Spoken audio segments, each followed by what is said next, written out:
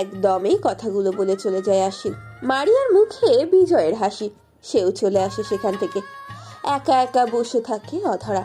আশ্বিনের প্রতিটি কথা তার কানে এসে বাজছে।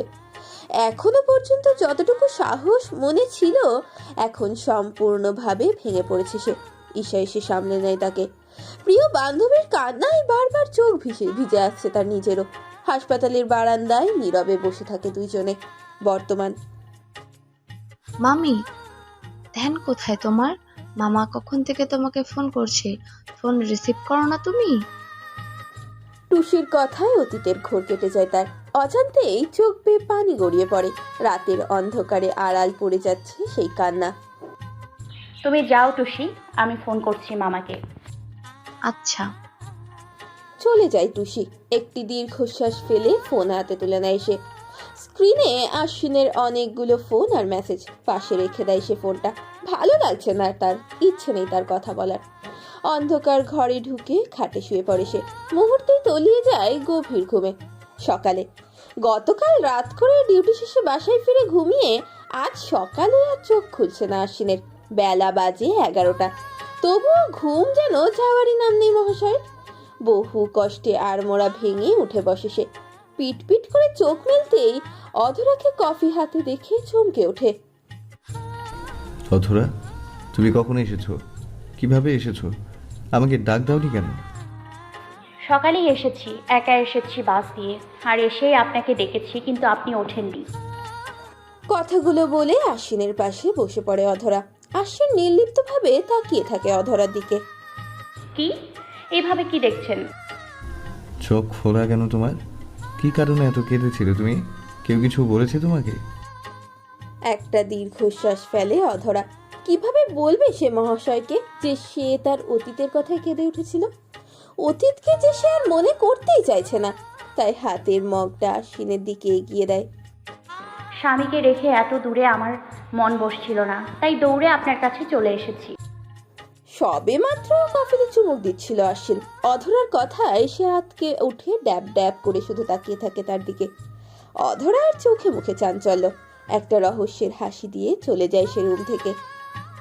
রান্নাঘরে দাঁড়িয়ে রুটি বানানোর চেষ্টায় আছে অধরা, কিন্তু কোনোভাবেই সে পারছে না গোল করে রুটি বানাতে। তবে এতে তার কোনো আফসোস নেই। রুটি একরকম হলেই হলো, খাওয়া হলেই কথা।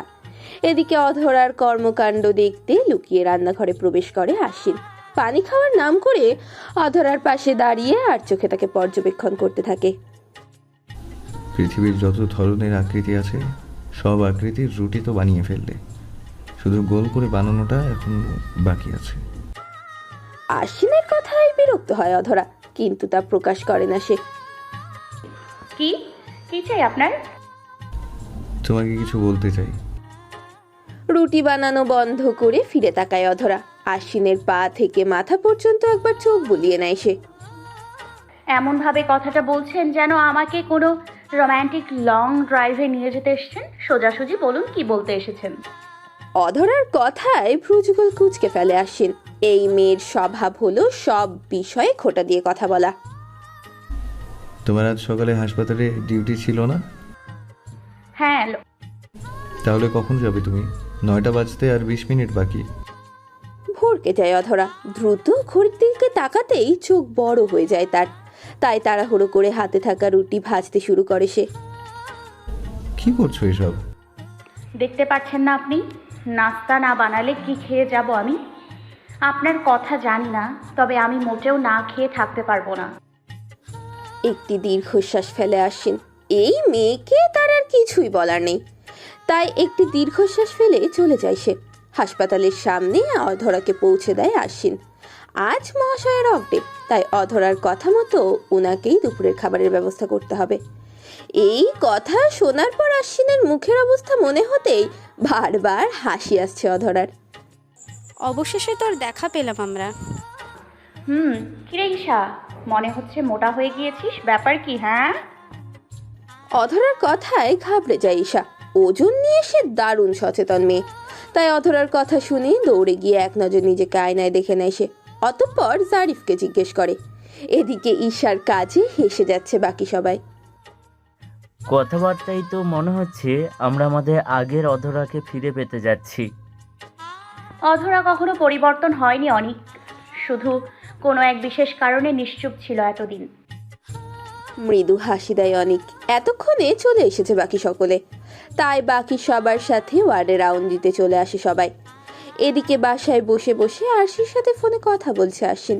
তার মাথায় আসছে না যে হুট করেই অধরা একাই কেন চলে এসেছে ঢাকাতে।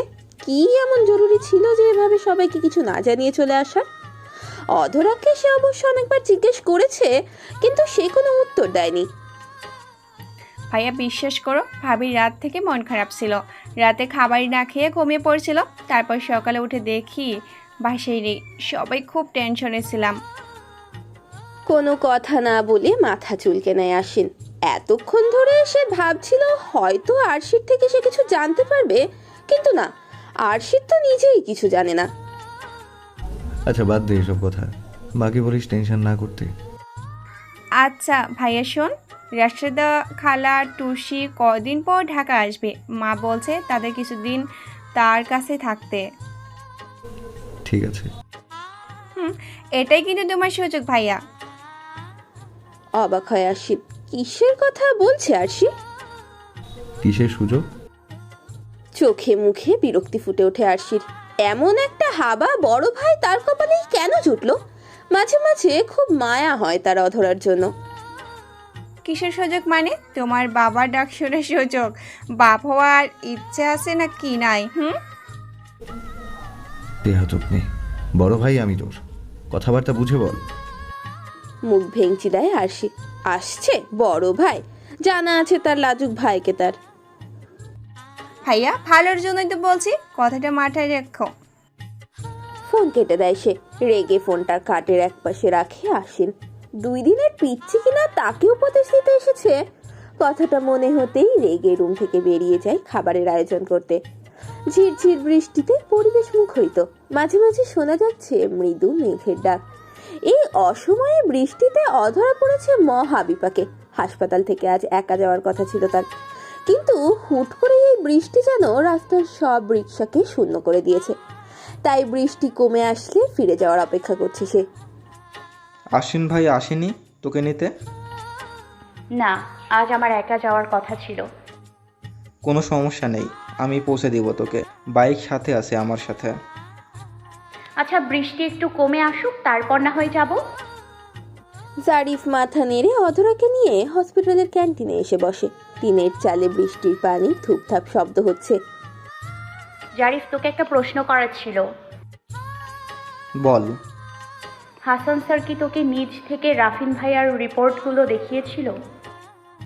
না, আসলে কথায় কথায় স্যার রিপোর্ট দেখিয়েছেন আমাদের। কিন্তু এই রিপোর্ট কখন করেছেন? যখন রোদ ভাইয়ের অ্যাক্সিডেন্ট হয়েছিল আর পুলিশ রাফিন ভাইকে ধরে নিয়েছিল, তখন স্যারের কথাই আইনিভাবে রিপোর্ট করা হয়েছিল। কথাগুলো খুব মনোযোগ দিয়ে শুনতে থাকে অধরা। তার মাথায় অনেক প্রশ্ন এসে জমাট বেঁধে যাচ্ছে। তার মানে আশ্বিন ভাইয়া এই রিপোর্ট দেখেই কেস তুলে নিয়েছিল? সম্ভবত। তাহলে ভুল ঔষধ দেওয়ার বিষয়টি, এটা কেউ লক্ষ্য করেনি? এমন তো হতে পারে রাফিন ভাইয়াকে কেউ ইচ্ছে করে ঔষধগুলো দিত। এমন কিছু না, এই ওষুধের বিষয়ে স্যার কিছুই বলেননি। তাছাড়া একবার ভেবে দেখ, যদি আশ্বিন ভাইয়া কেস অফ না করতো তবে হয়তো ভুল ওষুধের দেওয়ার দায়ে আমরা শাস্তি পেতাম। চুপ হয়ে যায় অধরা। জারিফ সত্য বলেছে, রাফিন ভাইয়া ওনার ওষুধের খবর জানতো না। তারা সবাই গোপনে তাকে ওইসব ওষুধ খাইয়ে দিত। মানে যদি কেস অফ না হতো তবে তাদের পক্ষে কোনো প্রমাণই থাকতো না। অনেক বড় বিপদ থেকে আল্লাহ রক্ষা করেছে তাদের। ফ্ল্যাটে প্রবেশ করতে খিচুড়ি আর মাংসের গন্ধ পায় অধরা। মহাশয় তাহলে বৃষ্টির দিন উপলক্ষে ভালোই আয়োজন করেছেন। চুপি চুপি রান্নাঘরে এসে উকি দেয় সে। আশ্বিন ব্যস্ত রান্নার কাজে। কি রান্না হচ্ছে আজ? তুমি চলে এসেছো? তোমার না আরো পর ডিউটি শেষ হবে? আগেই চলে এসেছি। এই বৃষ্টির মাঝে একাই আমাকে কল করতে পারতে। জারিফ পৌঁছে দিয়েছে। ও আচ্ছা। কথাটা বলে চুলা অফ করে দেয় আশ্বিন। অধরার দিকে এক নজর তাকিয়ে মুচকি হেসে চলে যায় সে ফ্রেশ হতে। আশ্বিনের যাওয়ার পথে নীরবে তাকিয়ে থাকে অধরা। আশ্বিনকে অনেকগুলো প্রশ্ন করার আছে তার, তবুও কোনো কথাই বলতে ইচ্ছে করছে না তার। তবে একটি ব্যাপারে সে নিশ্চিত, আশ্বিন ইচ্ছে করেই রাফিনের কেস বন্ধ করেছে শুধুমাত্র তার জন্য, যেন সে কোনোভাবেই এই কেসে ফেসে না যায়। মনে মনে একটি দীর্ঘশ্বাস ফেলে অধরা।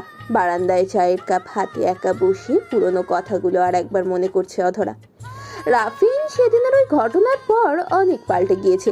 হুটহাট সেই ঘটনা ওনার মস্তিষ্কে আরও বেশি আঘাত করে, যার ফলস্বরূপ সেই বছরই তাকে নিয়ে যাওয়া হয় চিকিৎসার জন্য দেশের বাইরে। সেই থেকে তাদের সাথে আর কোনো যোগাযোগ হয়নি কারোর। হাসান স্যারও হুট করে রিটায়ার নিয়ে নেন। লোকমুখে শুনেছিল রাফিন এখন নাকি সম্পূর্ণ সুস্থ, আর তারা স্থায়ীভাবে সেখানেই থাকছেন। কি ভাবছো একা বসে? পাশ ফিরে তাকায় সে। আশ্বিন ভাবলে হীন ভাবে চায়ের কাপে চুমুক দিচ্ছেন। মাথায় দুষ্টু বুদ্ধি এসে চাপে তার। অনেকদিন হলেও মহাশয়কে বিরক্ত করা হয় না। আপনার কথাই ভাবছিলাম। জানেন তো, একজন আদর্শ বউয়ের কাজ হলো শয়নে স্বপনে সর্বক্ষণ তার স্বামীর কথাই স্মরণ করা। তাজ্জব লাগা চোখে ফিরে তাকায় আশ্বিন। অধরার কথাগুলো যেন তার হজম হচ্ছে না ঠিক। এতটাও স্বামী ভক্ত হওয়ার মানুষ তো তুমি না, কি ব্যাপার? আপনি কি জানেন আমি কেমন মানুষ? না, তুমি বলো তুমি কেমন মানুষ। কিছুটা দমে যায় অধরা, তবে তা প্রকাশ করে না সে। চোখ এপাশ ওপাশ করে মুহূর্তে কিছু একটা ভেবে ফেলে। বাহ। আর বলা হয়নি তার। আশ্বিনের ফোন বেজে ওঠায় তার ধ্যান সেই দিকে চলে যায়। মুখ ভেঙচি কাটে অধরা, কিন্তু পর মুহূর্তে আশ্বিনের মুখের ভাবভঙ্গি দেখে সন্দেহ হয়। তাই লুকিয়ে ফোনের দিকে একটা উকি দিতেই চোখ মুখের রং পাল্টে যায়। ভালোই, তাহলে এখনো কথা হয় আপনাদের? ভ্রুকুচকে ফিরে তাকায় আশ্বিন। মারিয়ার এই আকস্মিক কল তাকে নিতান্তই অবাক করেছে ঠিকই, তবে অধরার কথাই সে আরো হতভম্ব। কিছুটা দমে যায় অধরা। হাতে থাকা কাপে একটা চুমুক দিয়ে আবারও তেড়ে ওঠে।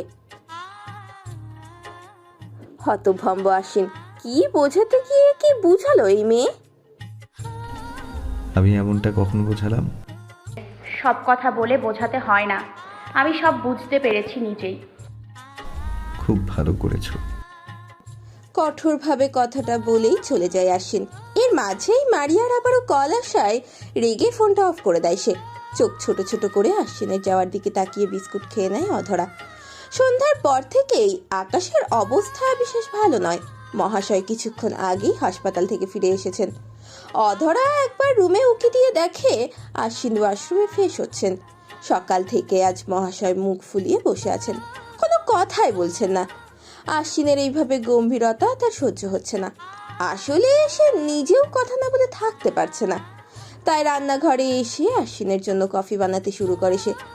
এদিকে আশ্বিন ফ্রেশ হয়ে এসে বারান্দায় টাওয়েল রেখে রুমে এসেই দেখে অধরা কফির মগ হাতে নিয়ে হাজির।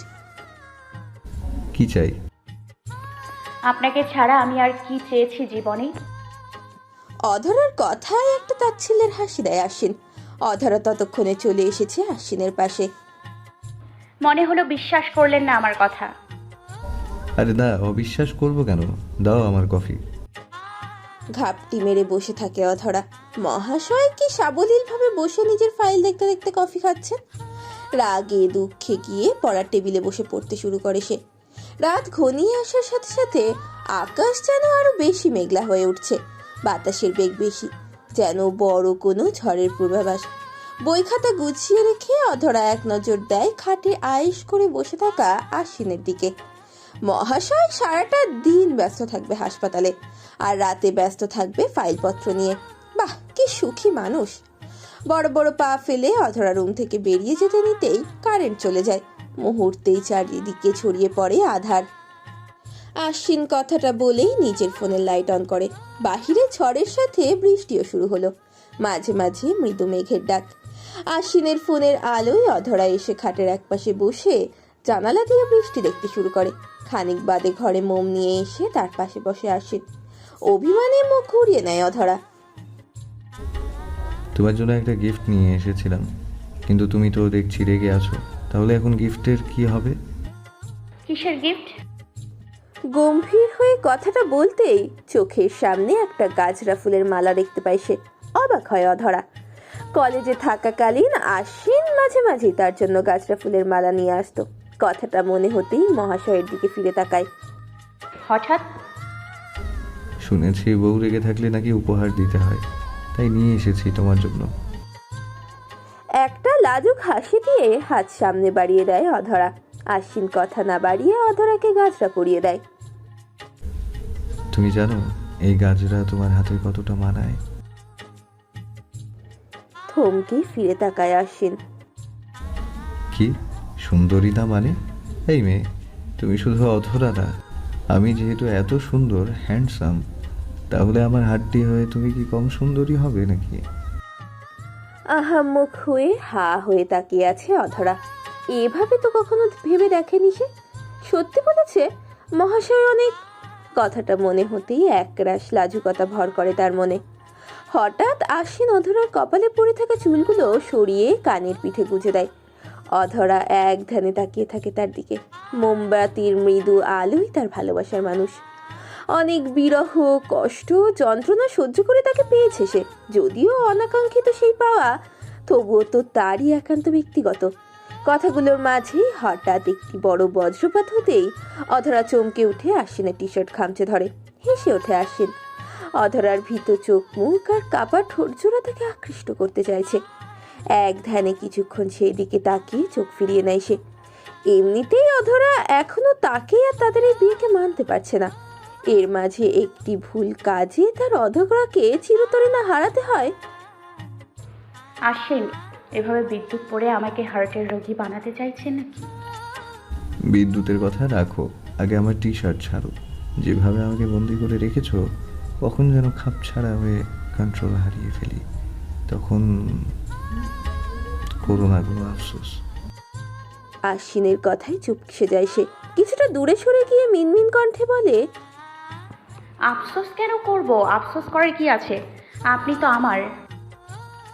আর কিছু বলার সুযোগ হয়নি তার।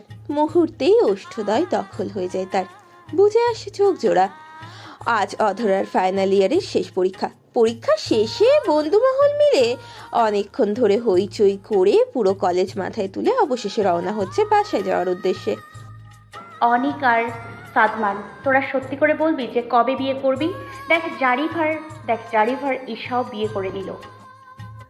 আমাদের বিয়ে নিয়ে তুই এত উতলা হচ্ছিস কেন অধরা? কারণ আমি কিছুদিন আগেই একটা নতুন ড্রেস নিয়েছি, কিন্তু পরার মতো অনুষ্ঠান পাচ্ছি না। হেসে ওঠে সারি ফারিসা। এদিকে তেলে বেগুনে চলে যাচ্ছে অনিক আর সাদমান। দাওয়াত দিব না তোকে বিয়েতে। আর তাছাড়া আগে সাদমান বিয়ে করুক, তারপর আমি। জি না মামা, আগে তুই বিয়ে করবি। কথায় কথায় দুইজনের মাঝে লেগে যায় তুমুল ঝগড়া। শেষে সাদমান দৌড়ে পালিয়ে যায় আর অনিক যায় তার পিছু পিছু। দুজনে চলে যেতেই, এই অধরা, ভুলে যাস না আবার, আজ কিন্তু আমাদের বাসায় পার্টি আছে, সময় মতো চলে আসিস। ঠিক আছে, টেনশন নট। হেসে চলে যায় ঈশা আর জারিফ। সবাই চলে যেতে একাই অধরা গেট দিয়ে যেতে শুরু করে। আজ মহাশয়ের জরুরি ওটি আছে, তাই একাই ফিরে যাচ্ছে সে। হঠাৎ অধরা, কারো ডাক শুনে পেছনে ফিরে তাকায় সে, কিন্তু সেখানে দাঁড়িয়ে থাকা মানুষটিকে দেখে সে থমকে যায়। রাফিন ভাইয়া। হতভম্ব সে। আজ এত বছর পর রাফিনকে সামনে দেখেই অতীতের কথাগুলো মনে পড়ে যায় তার। চোখের সামনে ভেসে ওঠে রাফিনের হিংস্র রূপ। সেদিনের পর আর রাফিনের সাথে দেখা হয়নি তার। আজ এত বছর পর এভাবে হুট করেই। কেমন আছো অধরা? অনেক সময় পর। কথা বলার ভাষা নেই তার, যেন কণ্ঠটা আটকে গিয়েছে। আপনি দেশে ফিরে এসেছেন? গতকাল এসেছি, ভাবলাম পুরনো কলেজটা একবার ঘুরে আসি। তোমার সাথে দেখা করাও খুব ইচ্ছে ছিল। শুনেছি আশ্বিনকে বিয়ে করেছো। জি। ভালো, তোমার সাথে আমার জরুরি কথা আছে অধরা, যদি তোমার সময় হতো। আর কোনো কথা বলছে না অধরা। গতবার অনেক কিছুই হয়েছে রাফিনের জন্য, তাই এবার সব বুঝে শুনে উত্তর দিতে হবে তার। ডাইনিং টেবিলে চুপচাপ বসে আছে অধরা। মুখোমুখি বসে নাস্তা গোগ্রাসে গিলে যাচ্ছে টুসি। আশ্বিন খাওয়ার তালে তালে ব্যস্ত একটি রিপোর্ট হাতে নিয়ে।